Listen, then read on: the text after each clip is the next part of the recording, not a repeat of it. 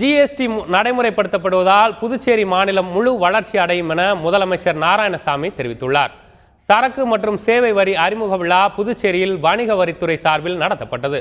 இதில் பங்கேற்று பேசிய முதலமைச்சர் நாராயணசாமி, ஜிஎஸ்டி நடைமுறையில் புதுச்சேரிக்கும் மாநிலங்களுக்கான உரிமை வழங்கப்பட்டுள்ளது என்றார்.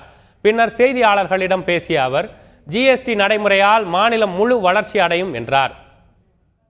2016-17 ஆண்டுக்கு நமக்கு கிடைத்த வரி வருவாய், வணிக வரித்துறை கிடைத்த வரி வருவாய் 1640 கோடி ரூபாய். இப்பொழுது அது 2000 கோடியாக கிடைக்கும் என்ற நம்பிக்கை எங்களுக்கு இருக்கிறது. புதுச்சேரி மாநிலத்தில் வணிகம் பெருகும்.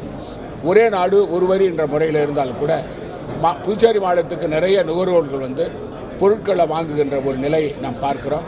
அதனால் மாநிலத்துக்கு பயன்படும் என்ற நம்பிக்கை எங்களுக்கு இருக்கிறது. இந்த சரக்கு மற்றும் சேவை வரி புதுச்சேரி மாநிலத்தில் அமல்படுத்தி அதன் மூலமாக மாநில வளர்ச்சிக்கு நாங்கள்